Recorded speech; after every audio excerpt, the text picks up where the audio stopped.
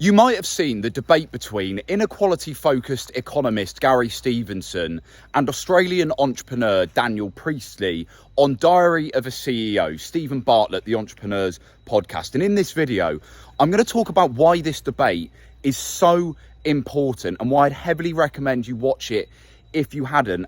And most importantly, why both sides of the fence are right in their own way, why there is so much that you can learn from this, and why the conversation needs to be had, because it is a fundamental example of the difference between contemporary left and contemporary right political thought.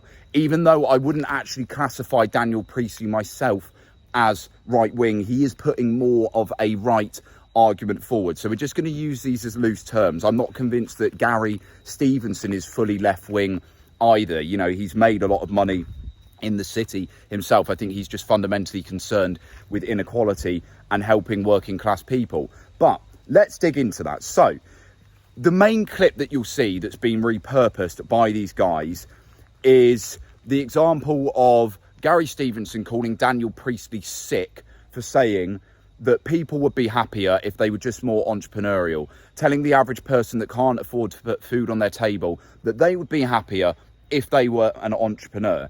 And then Daniel Priestley responding by saying, I think it's heavily disempowering that you're telling young people that they can't do anything about their lives because they don't have a rich father. And this is a fundamental example of the difference of left and right thought, as mentioned.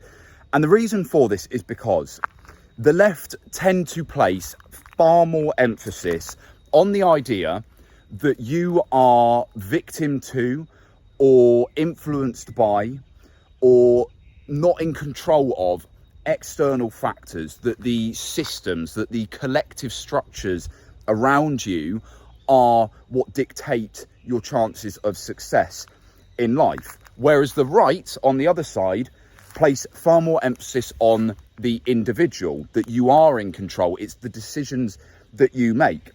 And you'll always see this.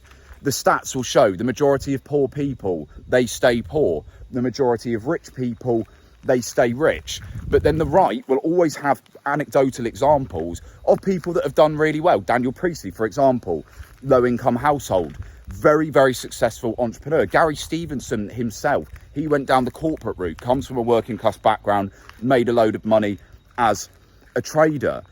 And the thing is, there's truth in both of these, the element of determinism and individual autonomy, the decisions that you make. But I want to tell you from personal experience as well, what I've learned in this. If you're new to my channel, I'm an entrepreneur myself, a new stage entrepreneur.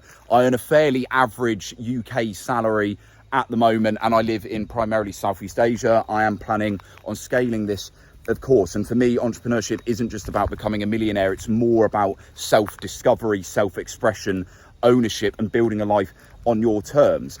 And this is why, personally, I sympathise more with the message that Daniel Priestley is pushing, that actually, if you were more entrepreneurial, you could build a better life, because you can, if you are prone to that. But here's the flip side. Not everyone is. Not everyone can be an entrepreneur. And this is where Gary Stevenson is right. It isn't fair to claim that everyone would be happier if they were more entrepreneurial. There are more people who would be than they realise. They're just not aware of it yet, because they are conditioned into a system created for workers, to create workers for those that are running the companies. It doesn't encourage people to do things on their own terms. It encourages conformity, particularly in terms of thought. But that's also the same with the political system, right? And this is where the left will come in, and this is where more of the Marxist approach could come in and say, look, well, actually, that system is built in that way so that the workers don't challenge the system and they remain stuck in their position as the proletariat, right? The lower classes, the workers. Gary Stevenson doesn't use these terms, but he essentially puts forward a neo-Marxist argument that we have a two-tiered system now, where you've got the owners of the property and the capital, and then a shrinking middle class and the working class. And actually, there is truth in that. It's far more complicated going into the British class system. Culture is the biggest determinant. But looking at things in purely economic terms, like Gary Stevenson does, it is shrinking, right? We are seeing that. There is widening inequality.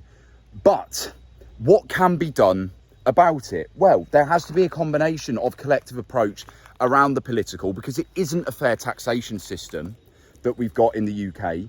It isn't fair that so many people are struggling, and there's a system that persistently rewards crony capitalism, in particular, a system that rewards the aristocracy, the hereditary elites, like Hugh Grosvenor, the example used in that debate, whilst Daniel Priestley puts forward a compelling case for how it's a different form of taxation on hereditary assets rather than income. But the UK political system and social structure is built in a way to preserve power of the upper classes and the aristocracy. You can see a prime example of this with the fact that we have a royal family still who get tax money from the British taxpayer, and the biggest advocates of the royal family are the British working class. So you can see why the left would say that this is turkeys voting for Christmas with this kind of shit. And it's the same with the taxation system. However, at the same time, we need to incentivise innovation and entrepreneurship and development. And on the individual level, you will feel far more empowered if you start feeling that you can do something about your life. And look, I target this video more specifically at young people, particularly young men, because this is the target audience that I go for. I can't speak for everyone. For the family of four that have got a lot of time taken up by the family and their job, right? Yes, you can still build online. You can still find a supplementary income. And the British government is going to take away fucking loads of that because the taxation system penalises hard work and it penalises normal people. But you can do something. Whereas for the young men, right, in the situation like I was in, where I was working in the 9-5 in London in a corporate job that I hated, you can do something about it by pursuing entrepreneurship.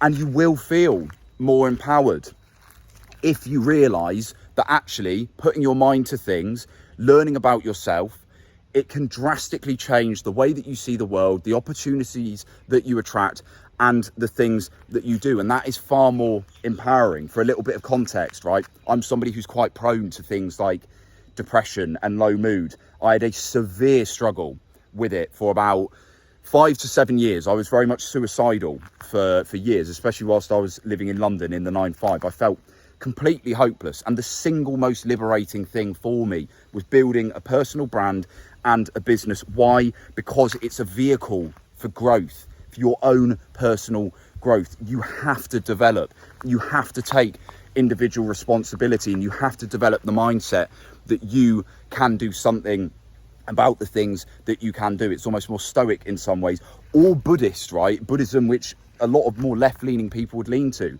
They will tell you the same thing, that no one is coming to save you, that life is tough, but you don't have to exist in this state of misery. And unfortunately, the narrative that Gary Stevenson pushes, I don't think he intends to do this at all. I think he genuinely does care about empowering the working class, but unfortunately, it does disempower people, particularly the youth today, who so many are dropping out of society. Yes, they have inherited a shit sack, much like tripping over your slider on the dirt in the ground. They have inherited a shit sack. It is unfair. The property market is completely fucked. There are many problems with the older generations, particularly the boomers, hoarding the wealth.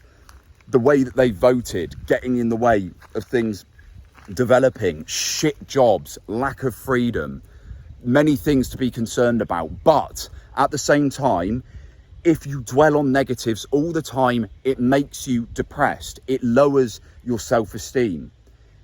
And this is why left people often have higher rates of depression, lower self-esteem, higher rates of anxiety. I've seen it so many times, time and time over. I grew up in a left-wing household. I went to a university, a Russell Group uni, full of left-wing people. I've been around the left circles, I've been around the right. And the difference is that right-wing people, whilst many of them can be lacking in compassion and place too much emphasis on individual power, they do have more of an internal locus of control. They do see that there are things that they can take control of. And when you take radical responsibility for yourself, it's far more empowering. So the decision is yours. Do you want to be somebody who is intellectually right and you spend all your time feeling angry and frustrated about the system, but not doing anything about it, in a system that is very hard to change? It doesn't mean that you shouldn't voice your opinions, but it is a hell of a lot harder to change a political system than it is to change your own life. So do you want to be that person, or do you want to be someone who instead says, okay, yes, this system is unfair and we should do something about it, and I will voice my concern for this. I will encourage us to build a better society,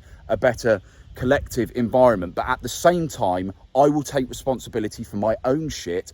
I will improve my own life. I will look at my own house first, and I will teach others to do the same. I will encourage others to do the same and work with people who are doing that, because it doesn't just have to be one or the other, the collective and the individual. These are pretty much the two equivalent forces of politics as we see it in today. The battle between the individual and the community, the collective. There's always that push-pull, inequality and equity, right? This is left and right in its thought, and it is a balancing act and a process of negotiation. But what do you want to do? What do you really want to do? If you are a genuinely ambitious young person, if you are somebody who wants to have control over your life, you want to have, well, more control. Again, to be brutally honest, desiring control in all areas is going to make you unhappy. You have to learn to control the things that you can and accept those that you can't. Surrender to the things that you need to surrender to, but that's a different story, right? But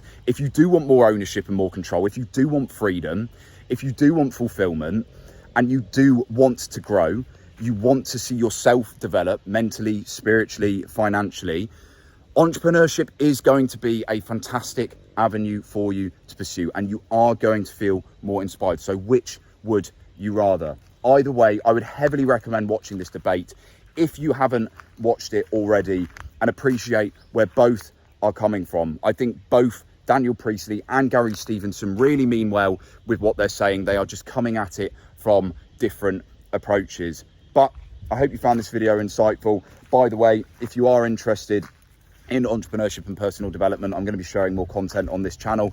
And if you are a business owner who's watching this and you want to build a personal brand, I talk about that on my other channel.